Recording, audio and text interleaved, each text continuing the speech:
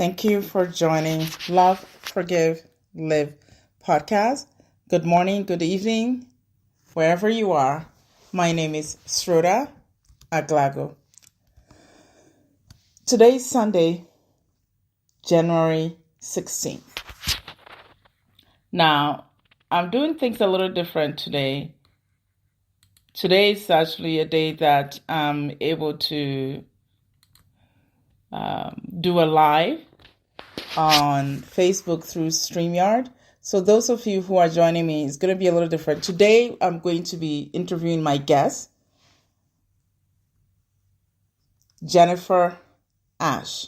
And she's a two-time author who has survived tremendous amount of trauma. And of course, leaving an abusive relationship and taking herself seriously into a place where she had to advocate for herself. So today's topic is going to be about that. She will be joining me at 12 o'clock Mountain Time, 2 p.m. Eastern Time. And of course, I came on a little earlier to get some information out. Those of you who want to watch the live, you can go to Facebook. And then when you get to Facebook, you type in or look us up, Love, Forgive, Live podcast, and you'll be able to participate in the live. You can also send comment, and I will open the comment section so people can come in and... Excuse me, my throat just made a noise. And of course, show us what you would like to see, or tell us what you would like to see in the next episode, or ask questions that I can ask our author or guest. So today is going to be very interesting. We are going to be talking more about what she's been through and how that can empower our listeners or viewers, and of course, individuals who are struggling with the same situation and trying to figure out what to do, and is it possible to survive the situation that they're in? And if so, can they advocate for themselves? And if they can advocate for themselves, what does that look like? What is the plan? Because she's going to talk about her story, and I'm excited because she's using her voice as an advocate for those who are still left behind and struggling with an abusive relationship. All right? I think today is going to be exciting because we're allowing ourselves to go a little deeper into what people have to go through in order for them to heal, because healing is very important. And my goodness, if you can't heal the pain of what you've been going through, then what is there? Because once you go through such a traumatic event and struggle to figure out your way through the mess, through the nightmare, through the fear, you can become jaded and believe that you may not be able to do anything about what you're struggling with. But the truth of the matter is you can always find a way out. It may seem like it's impossible, but you can. Now, those of you who would like to send an email or request to become a guest, you can contact me at loveforgivelive@gmail.com. The email address is, I'm going to spell it out. I just gave it out, but I'm going to spell it out. The spelling is a little different. LUV, the number 4, give, GIVE, live, LIVE, @gmail.com. So you're welcome to join us and listening and figure out, hey, how best could I deal with this situation? And get to a place where survival is possible, where freedom is possible. Now, the website, if you want to check out the Love, Forgive, Live website, is http. Actually, you know what? I'm going to put it in a banner. I did change the banner, but it didn't change. So I'm going to create something here. The website, I'm going to put it here, okay? And then you can always go there and look out previous shows or previous episodes, and then come back. Let's figure out how to communicate better and learn what we are dealing with in terms of bringing information to inspire, motivate, empower, encourage, and of course, elevate. That's very important to me. And of course, those who have been listening to the podcast for a few years now, I can't believe this is my third year. I'm going in my third year. This is unbelievable. I started this whole thing not really expecting anything or recognizing the fact that I will stay this long, or this is how it's going to be, and this is it. So it's actually pretty awesome. I am glad that this is happening, and I couldn't be more grateful and thankful to all of you who have been listening, watching, and honestly, listening to the growth. I think a lot has happened in terms of my development. I'm still developing. I'm still growing. That's the beautiful thing. We can never, ever, ever, ever stop ourselves from growing. That's my belief anyways. I think when I say be open to the learning, it's extremely important. Open yourself up for the possibility of the learning, because once you do, you'll be happier for it, because you will learn so much more about yourself and how you contribute your talent and how it affects the community and the society you're in. That is something that I'm very grateful that I'm still open to that level of learning and growing and growing and growing. So there's nothing better. I'm almost done with the website. I know I get sidetracked and I start talking, but I'll put the information in here. And it's pod site. IOU. Okay.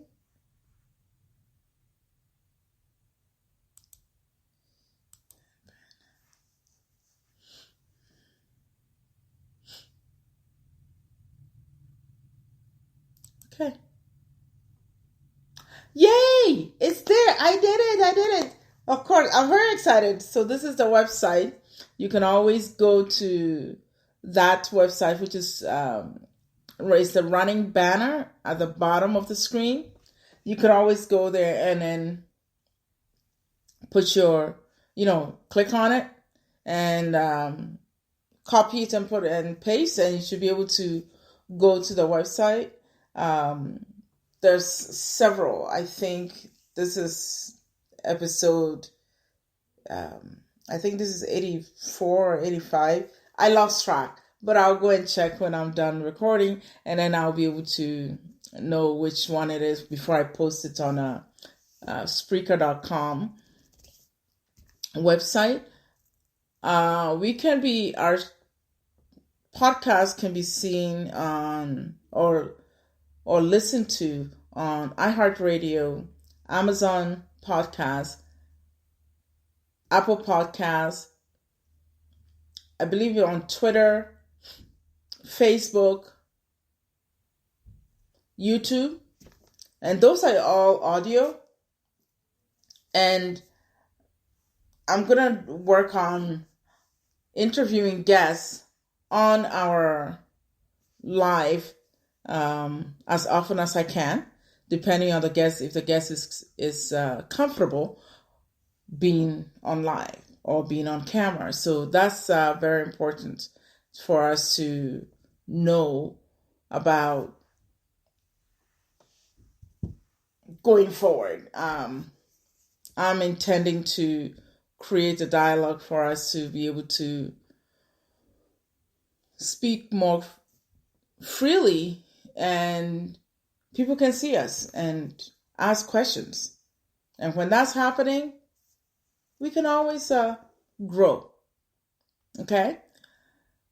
One thing I want to make sure is that no matter what relationship you're in, it's very important to do an evaluation.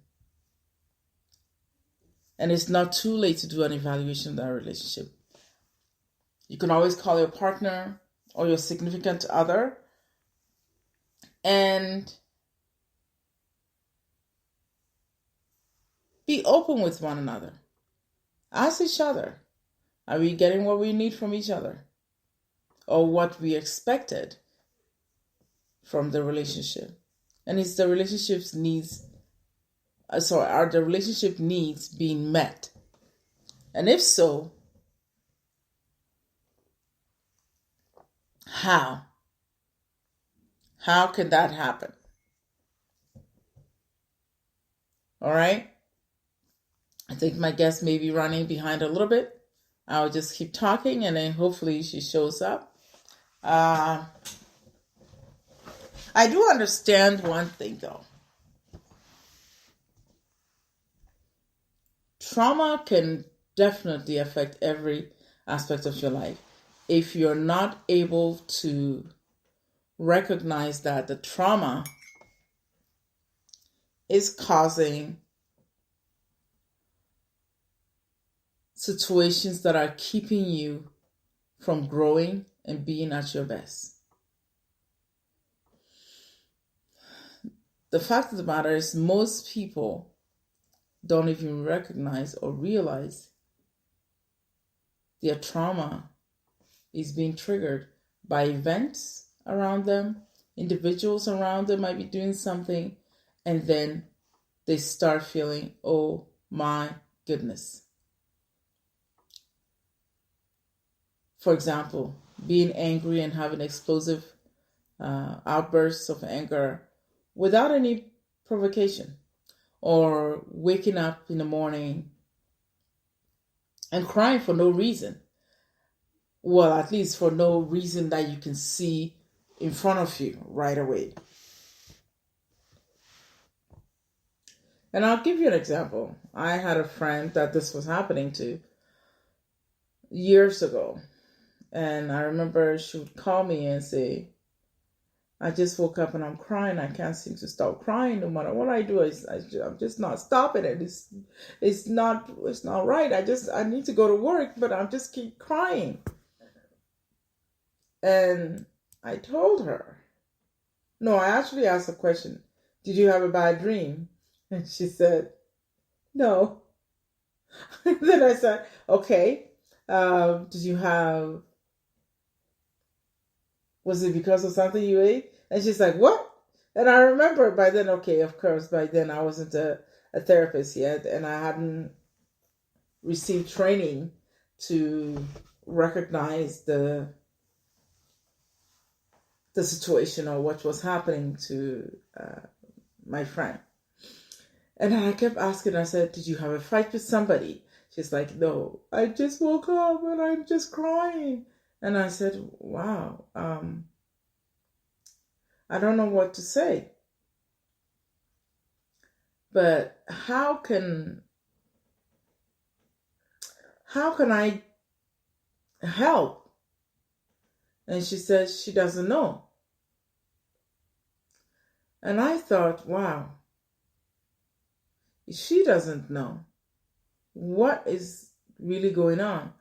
And thank goodness I spoke to her, and then she decided that it's been happening too often. So then one day I asked her the question, well, if it's happening too often, isn't it interfering in your life? Then she said, well, it's not really interfering in my life. And I was like, really? You wake up in the morning, you're crying for no reason, you're angry, and you don't know why you're crying, and you don't think it's interfering in your life, and you were worried about going to work and not crying like that, and you still tell me it's not interfering in your life. And I thought this was very interesting. Then one day, because I tend to do that with my friends, they trust me to allow them to push through the BS. So then I said, are you pretending or are you choosing to not see what is happening or what you're saying or even hear yourself? And to my surprise, she spoke about her perception or how people perceive her receiving help in therapy. So I told her, okay, how about you focus on yourself and not worry about what other people are thinking about you or believing about you going to counseling or therapy to figure out what is going on. And that's when she said, yeah, I'm the one waking up in the middle of the night crying. I'm the one waking up in the morning crying for no reason, and I can't get my day going. And I said, exactly, because there's nobody there. So only you can fight for yourself. Only you can pick yourself up. Only you can give yourself the chance to get through this moment. And she said, oh, okay, I guess I can. And it was the best thing for her. She actually did go. She actually did go for help. And then I remember after 6 sessions, she came to me, she said, I'm shocked about what is going on with me, and I never knew. How come this has been going on all along? And I never understood why I suffered for so long. Trauma has a way of embedding itself in a place where you're not able to function. It can interfere in your life. It can interfere in your daily living. And usually in mental health, we speak to clients or individuals about how to get through your day. And when you're getting through your day, pay attention and recognize that if the situation that you're dealing with or the trauma or emotions are coming that are overwhelming you, and you're beginning to recognize that you are not functioning well. And the question I always ask is, are you tired of being tired of what you're dealing with? If you're not tired of being tired of the situation you're in, then you're not ready for the therapy. You're not ready for the counseling, because growth and change must be something that you make a decision about. It must be something that you want to do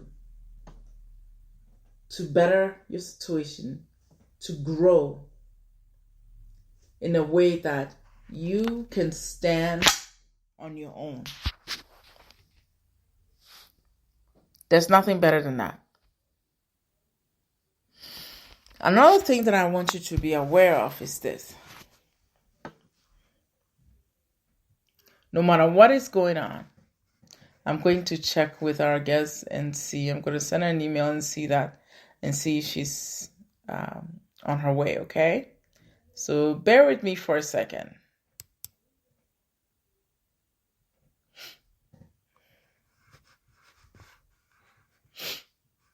You can still hear me, so I'm going to go in there and then check with our guest and find out what's going on, if she's running behind, if she'll come at a different time or not.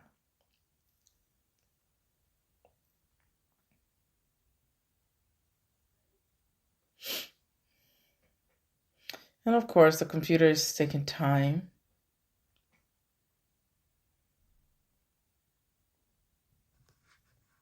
Okay, I'm going to go into this email and check with our guest and figure out where she is. Because I know sometimes things happen. Computer freezes or it's not working or they can't get internet. And it's normal for situations like this to happen. I've set up a couple of meetings with, individuals, and the computer glitch does happen.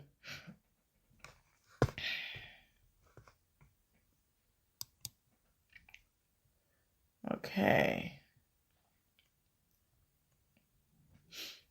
Seems like she sent an email. Let's see what she says.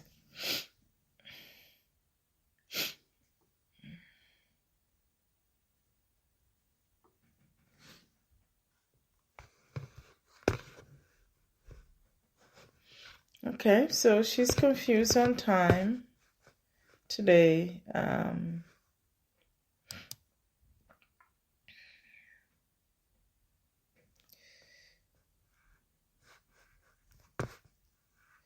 She's the time we discussed, I think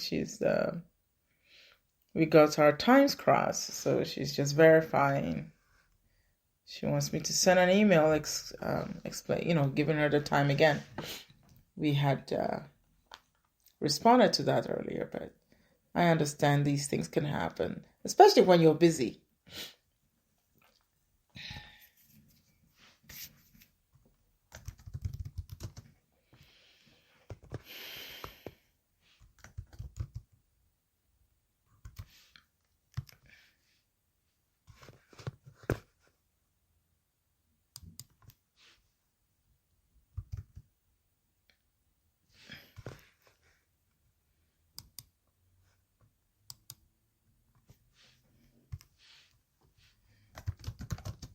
I'm just sending it an email, okay, everybody?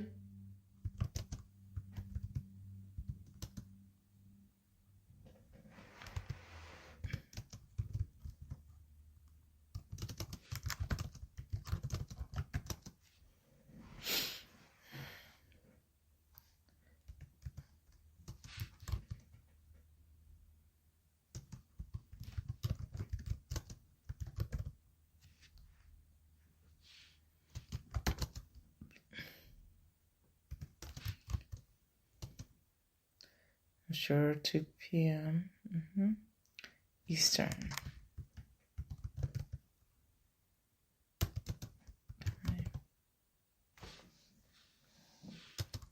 Today. And these things happen, so patience, like they said, patience is a virtue.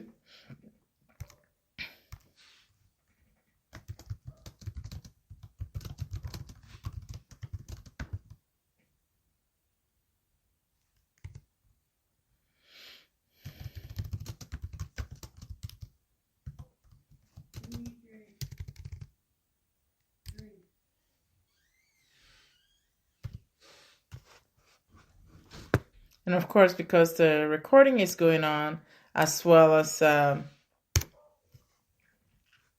this email, so the email is really running slow because the recording takes up a lot of power and stuff. So the email, every word I write, I have to wait for them to pop up before I write the next one because it doesn't show up. Computer glitches are interesting, and it takes a certain level of patience to deal with them.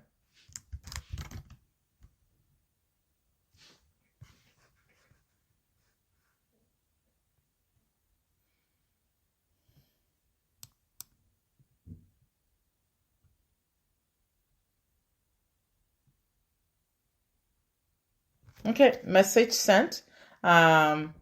Waiting to get back for her to get back to me, and then we will be able to go on. Okay? Hopefully she does send us the email back quickly, and we receive it and then take care of it. I'll come back to the recording room, and then hopefully we get back to the studio so we can hear from her soon. Actually, just to make sure, I'm going to go back and give her more information about the site.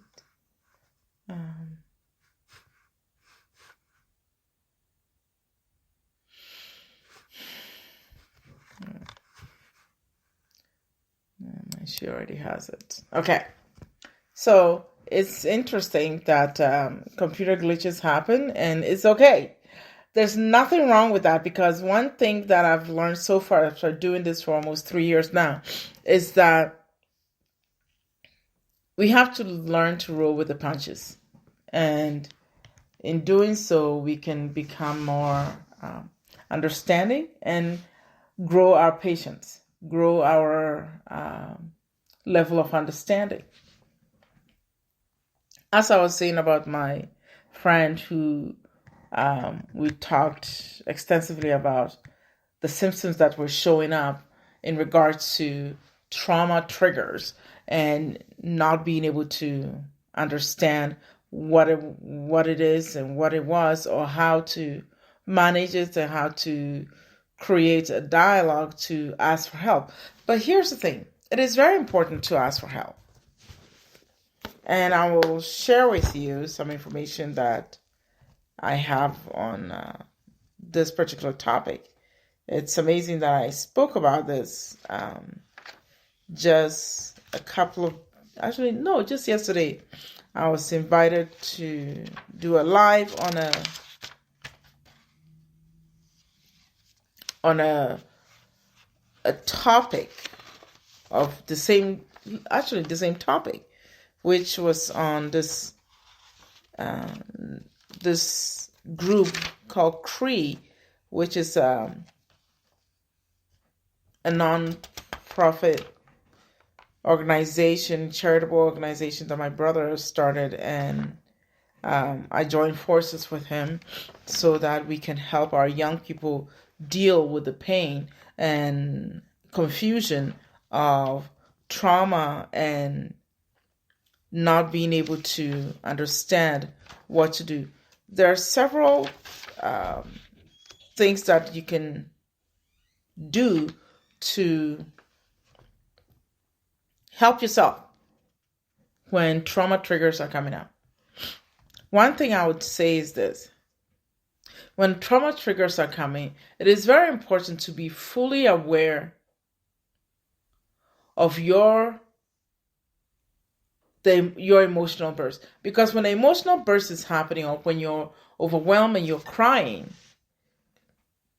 sometimes you're not aware. But when you become aware, that, like how my friends became aware and said, hey, this has been happening for too often, and it's interfering in her life, that's being attentive and focusing and recognizing like something is happening and she needs to do something about it. The fact of the matter is this. Knowing what you're going through, only you have to decide to get the help, to take the step towards healing, to take the step towards understanding, and to take the step towards what to do. It's imperative that you give yourself the permission to explore what to do. And please, if you're in an abusive, especially a traumatic one, relationship,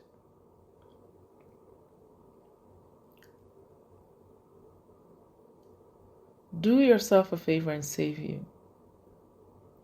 Save you because you matter to you. Save you because you love you. And you can only live for yourself. You can't live for anybody. You can't live through anybody. You can only live for yourself. Nobody and nothing else. There isn't anything else out there that will give you the permission or the chance to begin your healing. Nothing. Nothing can happen.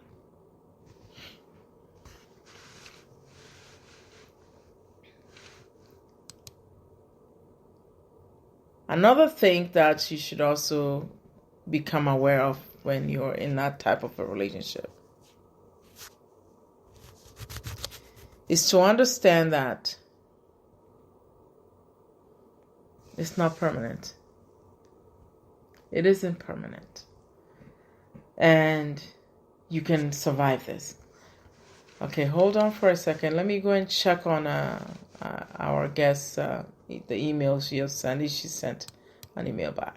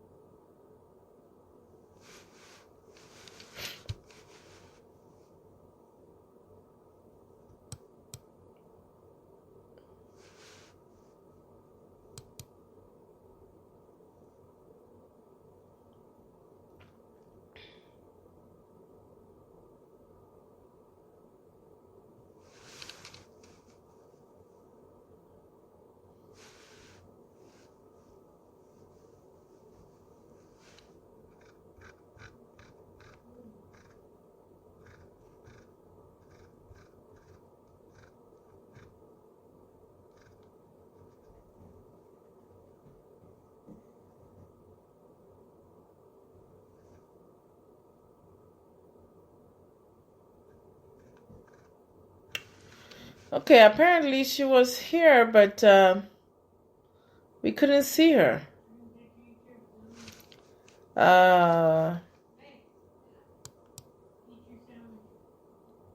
This is strange. We're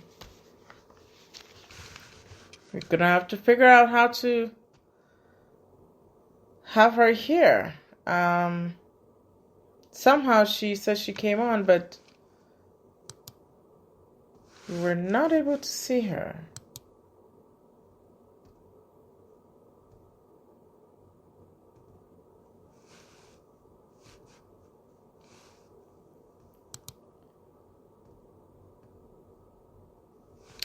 No, she's on. We don't see her at all.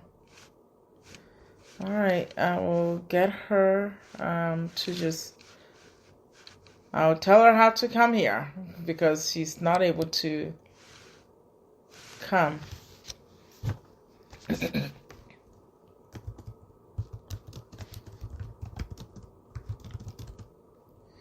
Please go to.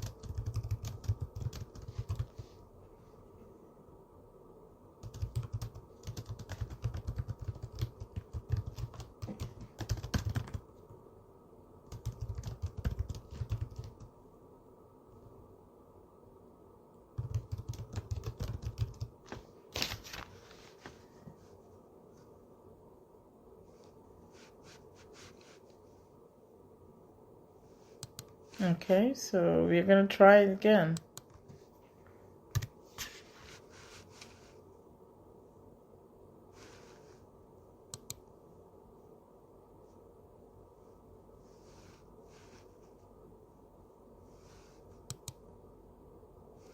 This is interesting, though.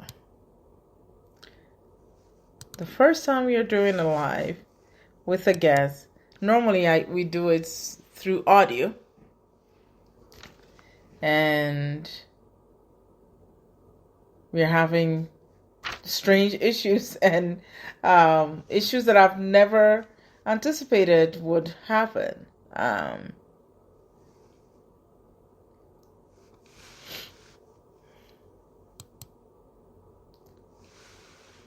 So we're going to try again. Hopefully she comes on.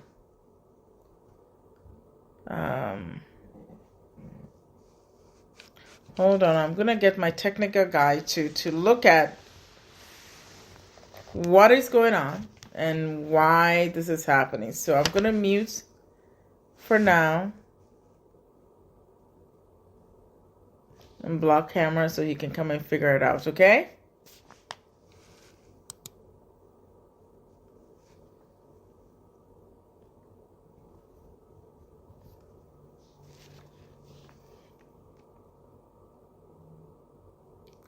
Wow, this is interesting.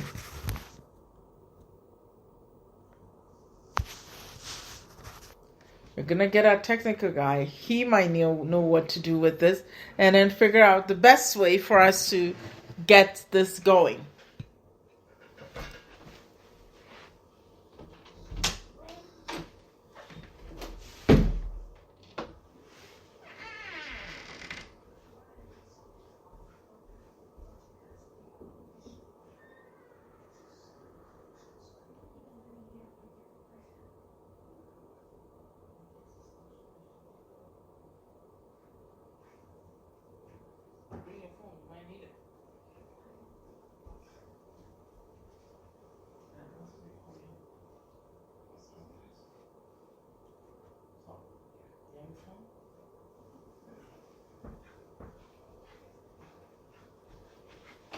Okay, my tech guy is here. So,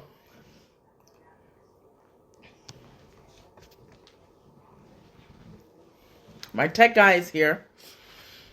We are trying to figure out the best way to have our guests come in. What do we give to our guests? Because she's been trying to come in and she's not able to come in. And she said she was here, but I didn't see her. And I'm allowing somebody for two of us to be there. Okay. Copy. And then try to invite someone. And then email. So we go to email and send it to her? Yeah. Okay. She is in Gmail, so... Yeah, just try Gmail or whatever. Yeah, we'll try Gmail.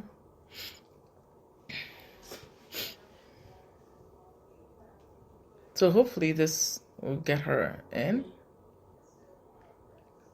It's like it won't let her do it? Or it won't? Well, she said she was here, excuse me, once already, and she was not able to.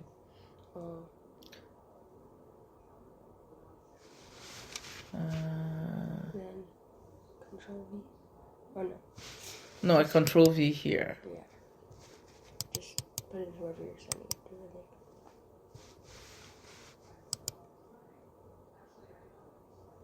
I think. Okay, this is it, right?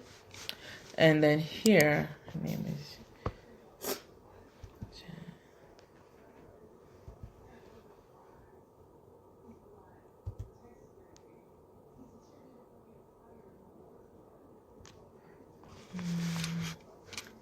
She's in this email here.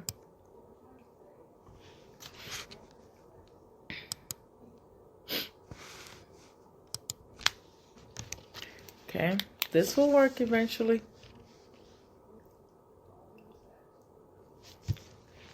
Because I'm just surprised how she is not able to get through.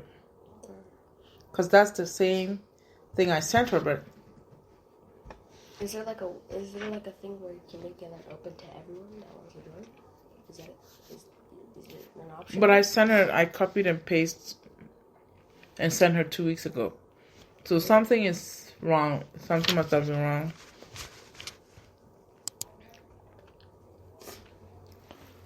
Okay. Trying to see her address.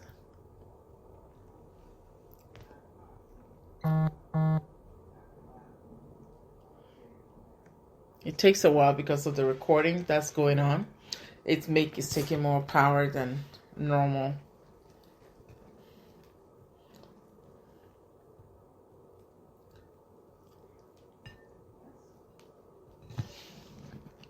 Okay.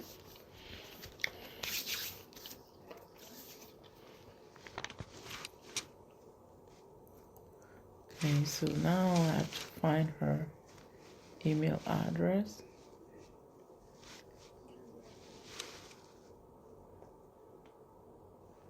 Oh, this is the email address?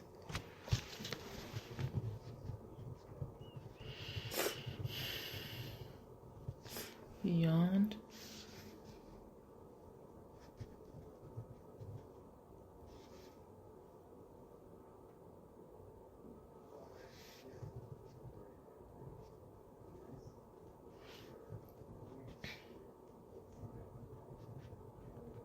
And let me see.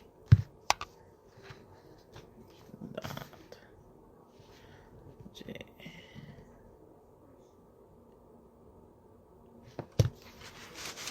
Okay, so let's try again. I was here, right?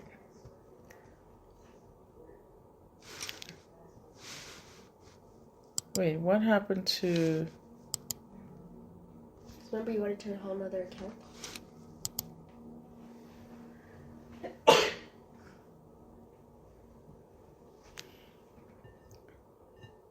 Bless you. Okay, this is it.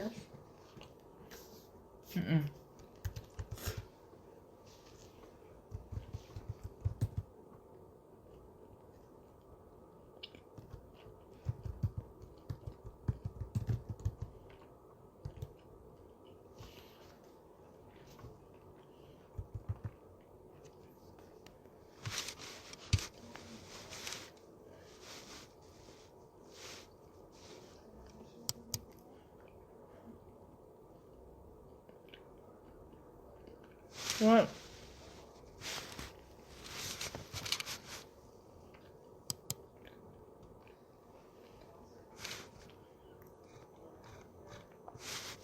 I'm confused. We sent it to the right email? Oh.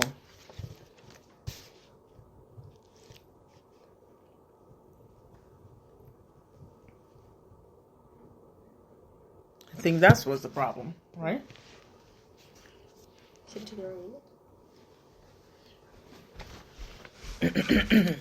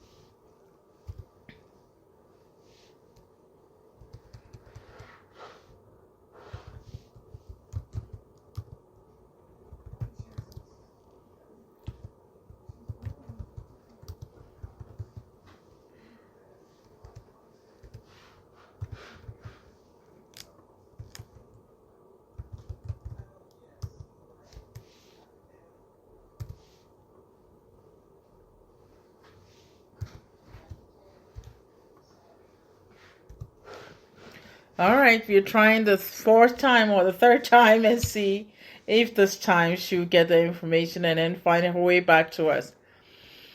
It's been an interesting first live, and then we'll see what happens.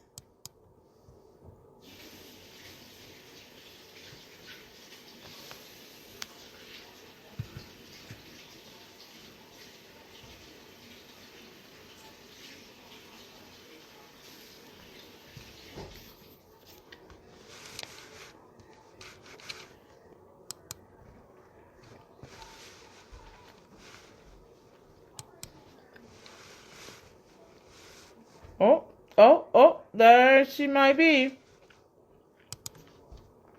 Hello. She's still saying she can't enter. Okay. Well, we just sent another. She's having a hard time entering the room. She just, look at this. She sent a. Ken from Facebook. I actually have to use my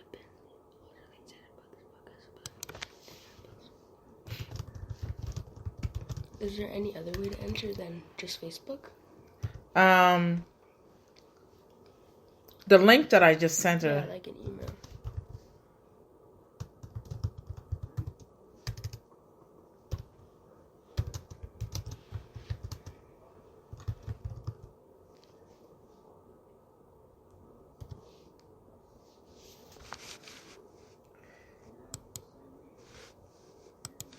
Okay, so let's see. She gets this one. And then hopefully we can figure out how to get this done and for her to come on. And of course, that's my tech guy that came in and try and help me.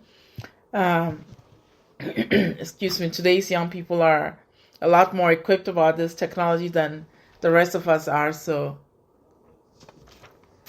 not yet.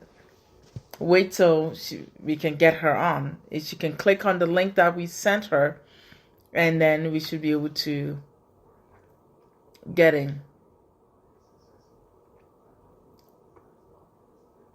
Because it's important if we can get her in, because I'm sure my audience will be able to see her. Other than that, we may have to call her.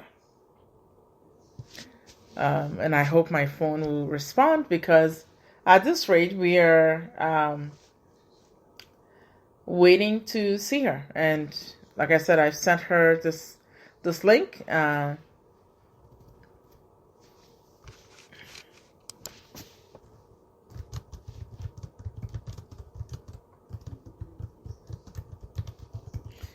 just saying, a few minutes ago. Hopefully she can come on. But yeah, these things happen. Technology glitches happen. And when they do, like I always tell myself, don't get mad, don't get mad, don't get mad. It's okay. Because once things happen, we can actually just grow with it and let it be. And once we do that, we actually learn a thing or two. And of course, if you don't make a mistake, how could you learn what's going on? But once she can get on, it'll be interesting. Thank goodness we have a lot of time for through Spreaker.com. Thank you very much for giving us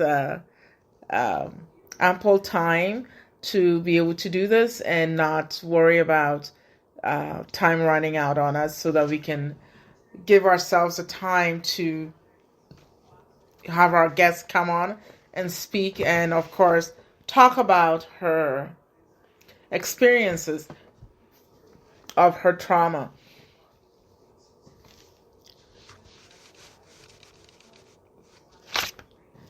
Once she comes on, then we will be able to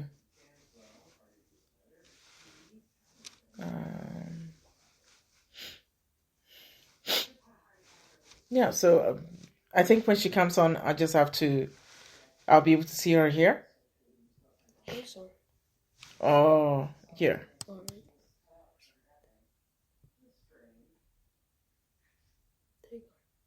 Right? Oh, I think she's here. Jenna? Hi. Oh my goodness, we did it! I'm not real sure what exactly happened there. I am not sure either. Because, I was there for 20 minutes, at 1 o'clock, at 1 o'clock my time and at 2 o'clock, and I'm like, man, and then, I finally get a message from you, and, yeah. It's the same thing. I called my tech guy. this young man that knows more about computers than anything. And I was like, maybe I'm doing something wrong. He should come in here and then help address this and make it possible. So he came in and he's like, well, let's try and re-invite her again. And I was like, okay, I will do so and get her to come. I think there was something wrong with the link. Yeah, there was something wrong with the link. So I think the best thing is reset it. It doesn't hurt to reset it and then make sure that you get it. I've spoken a little bit about you and where you've been, but for our audience, please go ahead and enlighten us.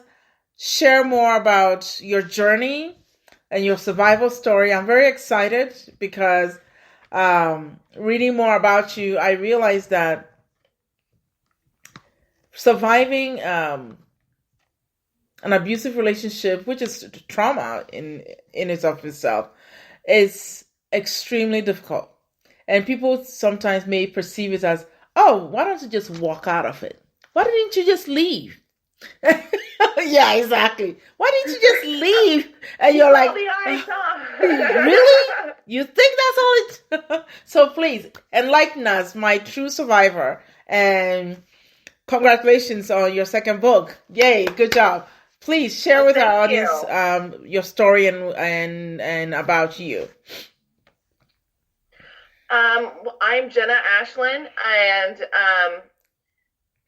I survived nearly a decade of sexual assault and domestic violence. And, just to kind of, I never really know what to say at this beginning part because, I could go on and on and on about so many different things. Mm-hmm. But I became an advocate for other survivors and victims who want to become survivors. Yes. And I think that's so important, and it's so important to allow yourself the opportunity to heal and to know how to heal, because a lot of the times therapy isn't enough. No. And it's good to reach out to other people and really work together as a team to get where you need to be. Yes. And as I started writing my second book, Sheila's Men, it was kind of about my healing process. And then it really wasn't anymore, because I started to realize that other people started to read, and it was just very simply, I wanted to help other people and reach out to them because it's so important to be able to do that. Yes. Yes. And taken from one who survived childhood traumas and abuse, but more or less a lot of physical abuse and a couple of strangely enough to even say it now, the sexual abuse. So I understand it. And when you're, because I'm writing my memoir, and when I was writing it, the same thing was coming up. And then my best friend read it. She's like, "Oh no! When people read it, they're gonna be shocked. This is a lot. This is a lot." And then I'm like, "Oh, you don't realize it." Yeah. Because you think exactly. Like, oh well, and the thing is, when you survive, it becomes just a story. Yeah, it really does. I mean, it doesn't, but it does. Now, I hate the first part of my book. I hate rereading it because I just want to go back in time and smack myself, a lot. We're going to have another kind of abuse going on. Yeah, and that's your true healing. That's the beautiful part about healing. It really is. That you can kind of laugh and joke about it a little bit because, you are through it. Mm-hmm. But then, sometimes when people start to read the book, they're like, this is a lot. That warning label was not big enough. And I'm like, well, I didn't go into that much detail. Yeah. But... Yes. But I totally get it, but people are so afraid to be triggered and to talk about those things and feel those things because they tend to bottle them up. Yes. Yes. So whenever they get triggered, they get scared and they push it away and they're like, no, I don't want to do this. But that's the opposite of what you need to do. It's really important to feel that. Allow yourself to feel those feelings, because Yes. that's how you get through it. Yes. It's Yes. really important that you do, because otherwise, how are you going to heal if you're just hiding those? Yes. And so what I tell people is, get a journal. You get triggered by something. If you're reading my book and it brings up old memories or something similar, start journaling it out, you know, and then whenever you're out of that crisis moment, emotionally, go back and kind of read through and kind of work on finding your patterns, because that'll help you do that. You don't even realize you're doing things until you start to go back and look at it. And that's a good opportunity to figure out why something triggered you. Yes. Because, I mean, it's not happening to you again. And but that's to the kind key. of look at it and figure out patterns. And that's a great thing to take to your therapist, because you're only seeing your therapist, once a week if you're really, really lucky. A lot of people, it's only like a couple times a month. And that's not going to do as much good as it needs to. No. And they need to have tools to help you too. Yes. Because they're trying, you're trying, but it's just not enough information. Yes, it isn't. And that's the problem, because majority of the time, typical stance when clients come to therapy, when I have individuals come to therapy and they're telling me, well, this was happening, I need therapy.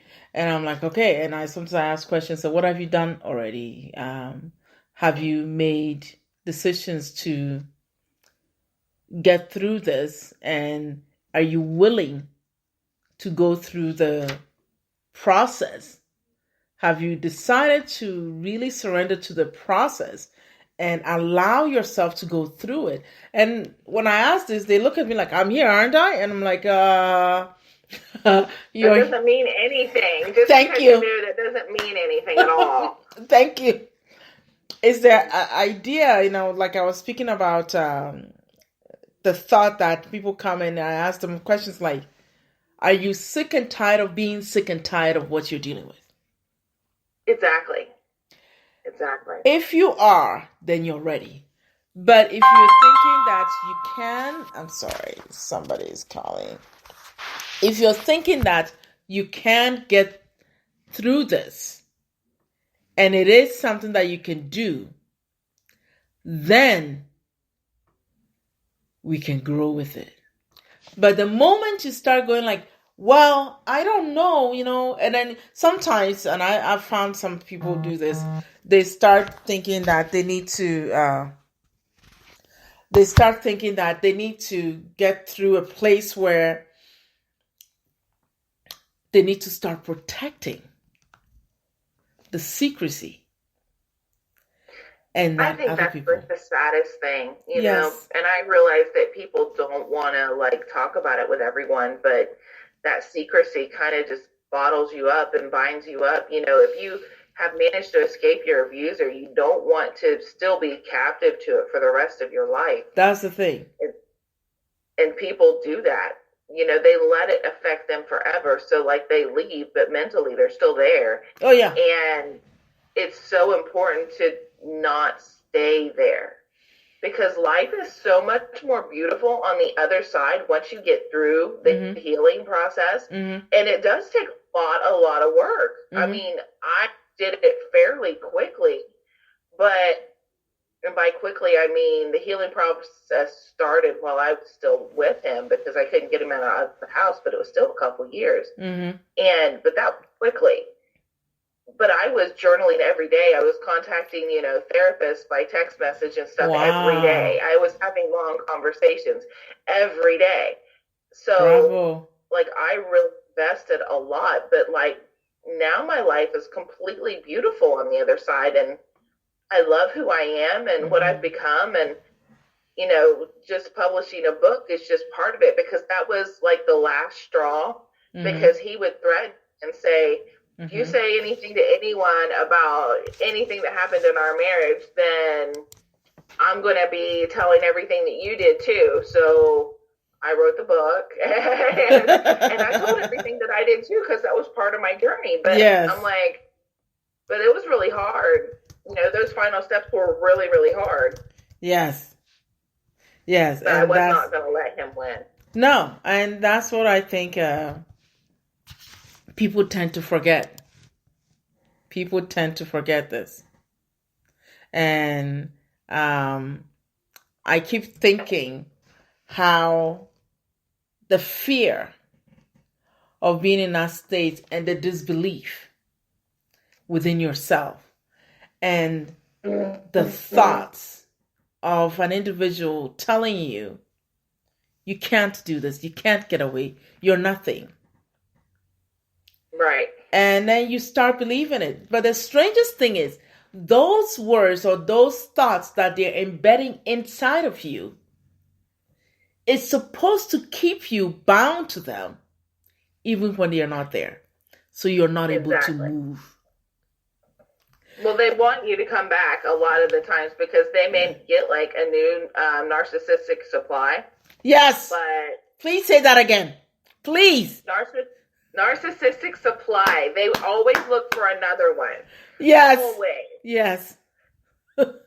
Yes. And they do. And that's the situation that I'm baffled about. Mine was not, the relationship, relationship-wise, I experienced it more on the mental and the financial abuse. But to see because the sexual abuse was more like, being at 8 coercion and manipulation. Exactly. Being at 8 years old and then a 21-year-old. And then being at 13 and then being raped by 2 gentlemen. So for me, thank goodness after, especially at 13, because I experienced it at 8, I had almost learned that I wouldn't accept it. So when it happened at 13, then I fought back right away and tried to seek help. And I think I was in shock when I went to the authorities and they were like, what did you do for this to happen? I was like, what? Yeah. What do you mean? And that was a shock. So then it's almost like I immediately went into fighting mode that I'm going to fight everything and everyone. Wow. To come to this place. So I didn't have the ability or the stuff that happens to a majority of the people that keep supplying to the sickness of the perpetrator. And so it was cut off. So for that reason, going through all the stuff that I had to go through, the other ones were the beating. And then with even that, I advocated and I was like, no, you're not going to touch me anymore. And fighting. So, and people would ask me, what is wrong with you? Why aren't you just sitting quiet and then let things be? Yeah. Because I was a child. And growing up, and I think around 14, thank goodness I had somebody who showed up. My mother's brother who showed up and then said, hey, I'm going to take you to go and live with me and my wife. And I thought, okay. And I went to them and when I realized that they were actually very kind and nice to me and not doing the hitting or the verbal abuse and all that. So then I turned on them and I was like, why didn't you fight for me before? Why didn't you fight for me? Why didn't you get me? And they looked at me like, we didn't really have the authority to come in. And I think that's what people think sometimes. They fear that if they go to somebody, that person may not have what it takes to help them. Yeah. And sometimes people don't try to help or advocate for you because they themselves feel they don't have the authority. Well, which is sad. As a child, it's a whole lot different. Yes. Because I'm writing a little bit about that now, and it was kind of a,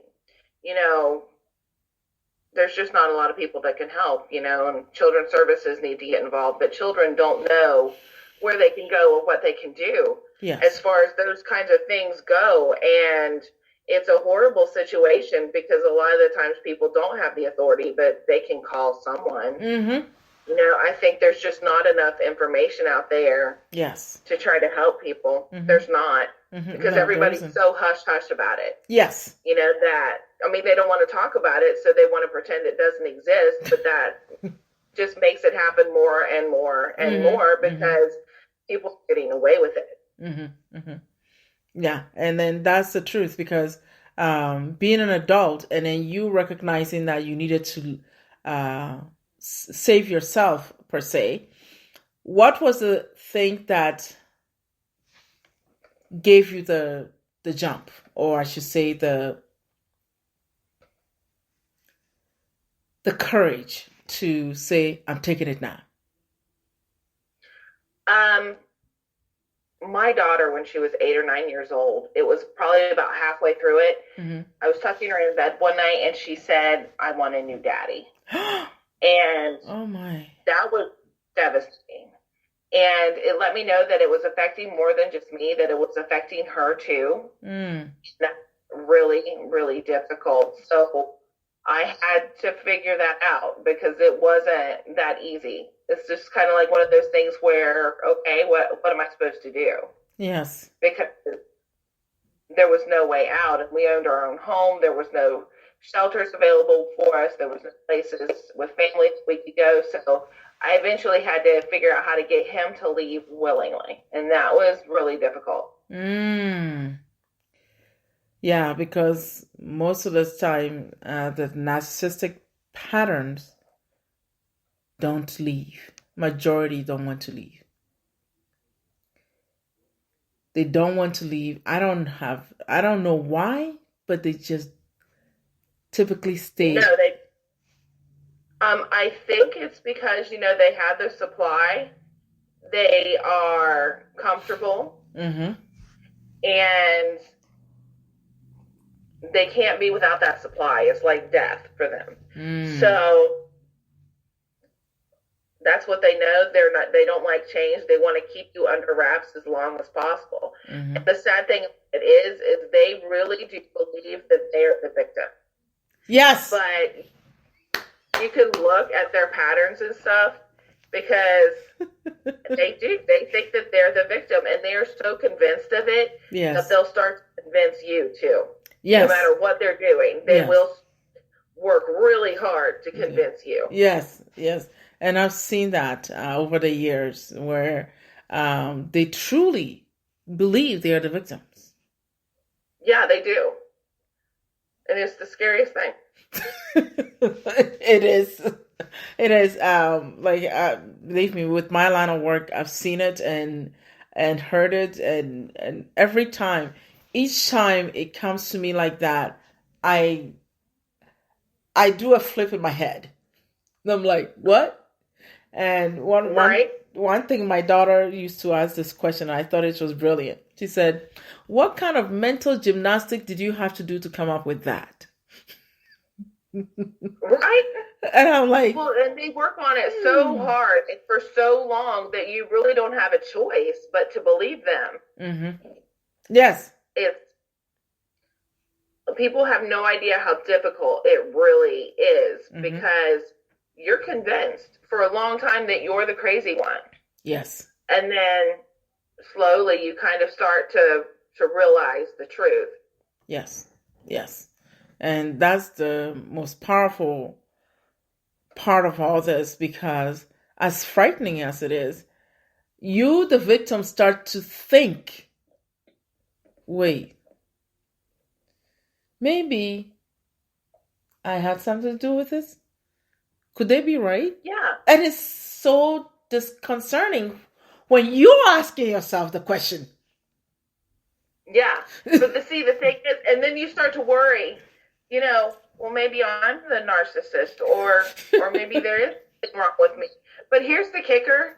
If you were a narcissist, you wouldn't ask yourself that question. Thank you. That's the same thing I say. I was like, a true narcissist will never ask these questions of themselves.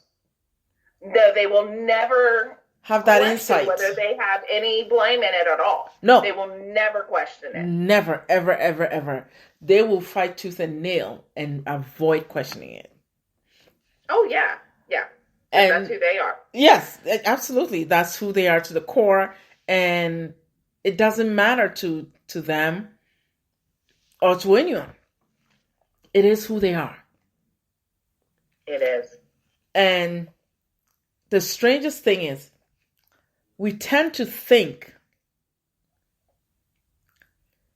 they're actually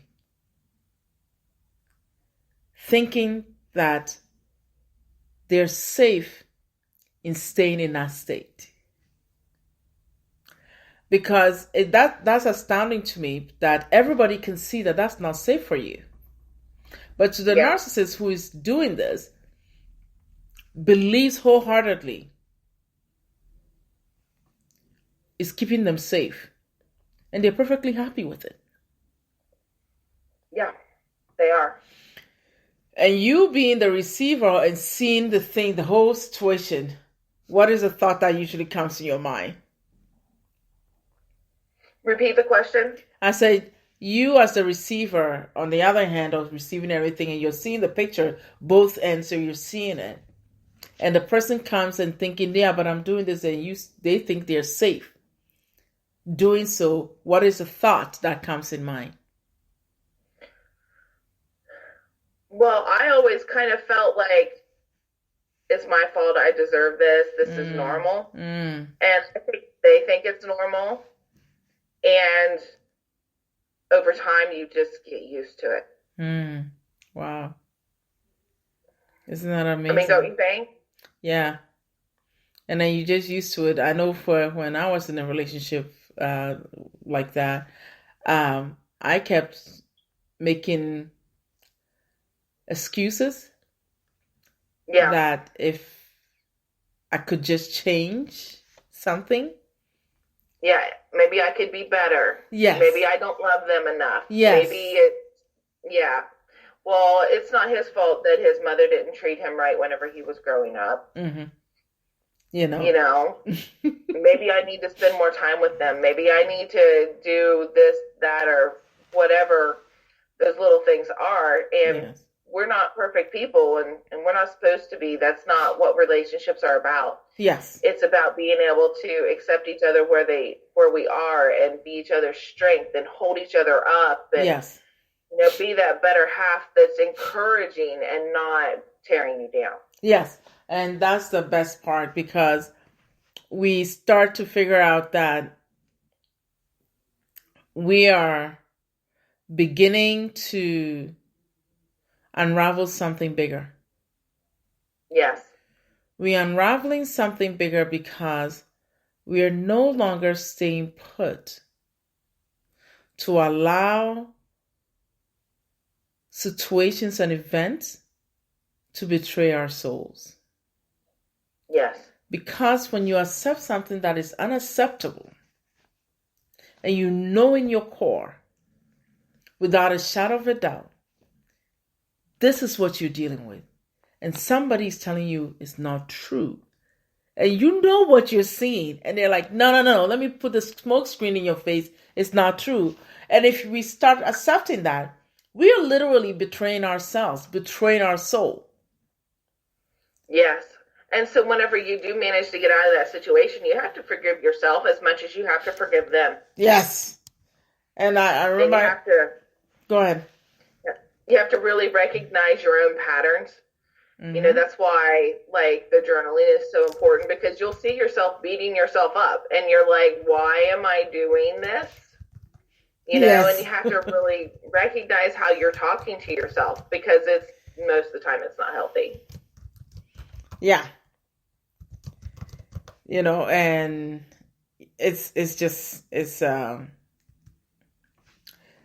it's something that I think once we figure out this connection and realize that we are letting ourselves down, we did leave ourselves down, how do we start making... I remember what I did, but I want to know about yours. How did you convince yourself and then recognize that you're betraying yourself?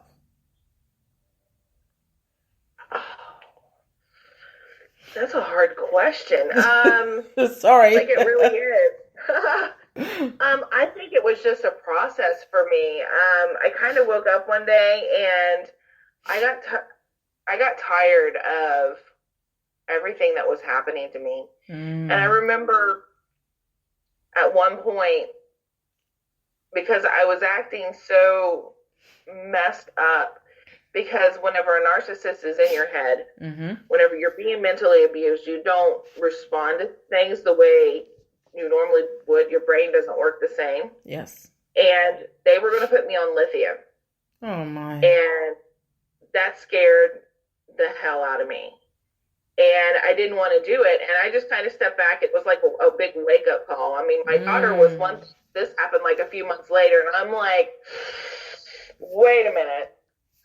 If I needed to be on lithium, I probably should have been on it before like my mid to late 30s. So something's not right here. Yes. And I started reading articles and, you know, trying to talk to other people. And I just kind of took a minute and I'm like, no. Wow. Wow. And that's kind of whenever I really started to wake up even more, because at that point I was blaming myself for everything. And I think that's whenever I looked up from the cage that I was in and actually seen the bars and started figuring out how to get out. Yes. Wow. Because I just kept seeing more and more and more. Oh my goodness. I am so sorry. That's frightening to know that you were pushed to a point, or this went on for so long to the point that you were almost convinced that you were the one that had the problem, something was wrong with you. And I was convinced. I mean, I was on like a couple of medications, and there was a point where I was suicidal, and I thought I was going through a midlife crisis as well. And no, I was not. Oh, I'm so sorry. My goodness. Thank goodness, because it's painful. It's painful when you are under this tremendous force of manipulation. Yes. And the constant berating for you to believe this is what is really happening. Yeah. I'm glad you're here. I am glad you fought as you fought. I am glad you became an advocate for our brothers and sisters, because your story right now and beyond today, as people hear this, I could almost hear the bells going off in their head. Oh my goodness.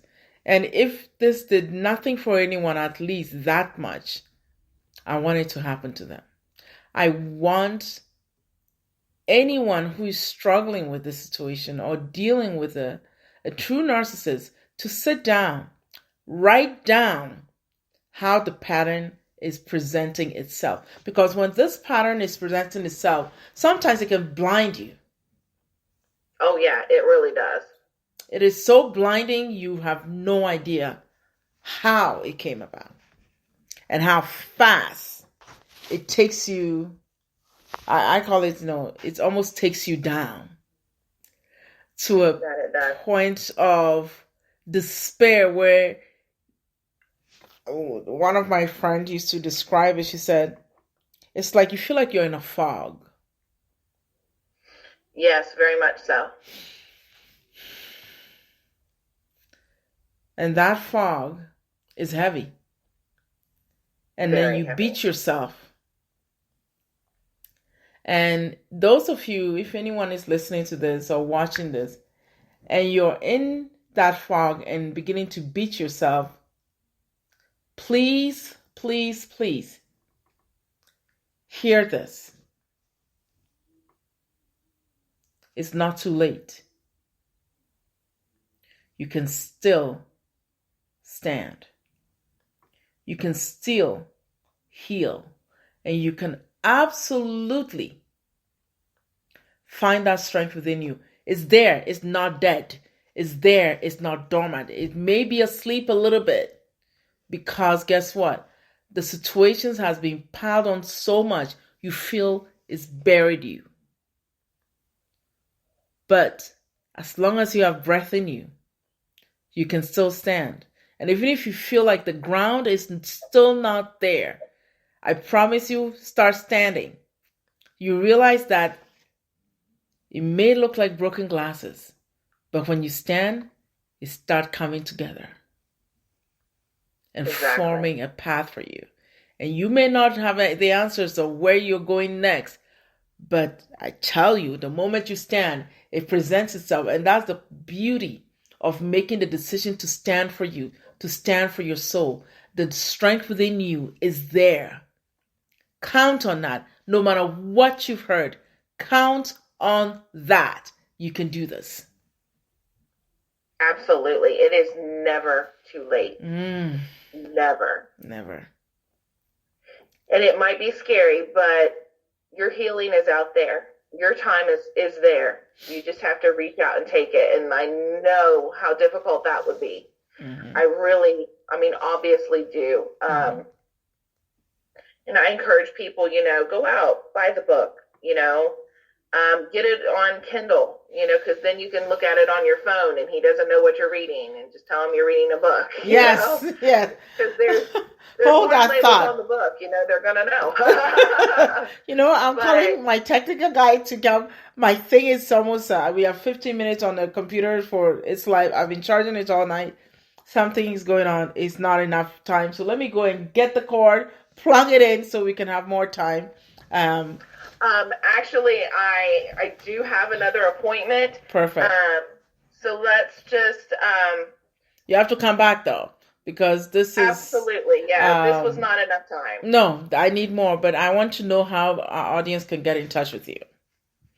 Okay, so I'm really easy to find. You can find me on Facebook at facebook.com, author Jenna Ashland, or Twitter on Jenna Ashland 1. And on Instagram, it is Jenna Ashland without the N, I think. But if you Google author Jenna Ashland, I'll pull up all over the place. So good. I'm pretty easy to find. If anybody has any thoughts or just needs to talk, they can contact me through Facebook. That is generally where I spend most of my time. Oh, good. So. I love that. Now, I do recall I asked you one question. It's a real thought-provoking question that I think I ask every audience, every guest, and I'll ask you that question again, and then you can just share with us. And the question is this, which is the last question. Knowing what you know now and knowing what you've been through and the wisdom and the lessons that you've learned, if you had to give advice or wisdom or impart a wisdom to your younger self, what would that be? Believe yourself. Because you know that what's happening is wrong. Listen to your heart. And you need to sacrifice absolutely everything to get those kids and yourself out of there. Because the longer you're there, whether you have a place to live or you're living out of a car or in a tent somewhere, the longer you're around that narcissist, the more damage it does for you and your kids. If I would have known the damage it would have caused my kids, I would have left much sooner, no matter what. Wow. Because they're still suffering. Yes. Thank you. Thank you. On that note, I think you've done an amazing job. I'm so proud of you. Do you have the books? We want to see. Show us, if you have a copy, show us on screen. So at least when they're looking for it, they can recognize the book. This is Sheila's Men. Yes. By Jenna Ashland. Yes. And I also have Within the Grave, which is actually about surviving being widowed at the age of 30. Ooh. So I was widowed at 30. So that's a whole other conversation. Yes, please, you have to come back. We want you back, and we will talk about it and figure out when you can come back and then share your adventures now, and how I want to know more about also the other books and your adventures, and then where, if you're going to be doing a speaking engagement somewhere, where they can come and see you and share more of their ideas to growing the community of your voice, becoming a leader in this situation, and continue to advocate. And I am proud of you, and you're definitely a sister and a surviving sister, and kudos, you did it. You're your own hero, and you saved yourself, and now your children will learn from that. And I pray that they also begin their healing and go on with their future. We're working on it. It's a lot of hard work. Yes. But I'm going to go ahead and duck out and yes. email me. Let's get together. And, yes, I will. Let's just see how long we can go sometime. All right. Thank you so much. I appreciate you. And till next time, we will talk again. Thank you. Bye-bye. All right. Bye-bye. Bye.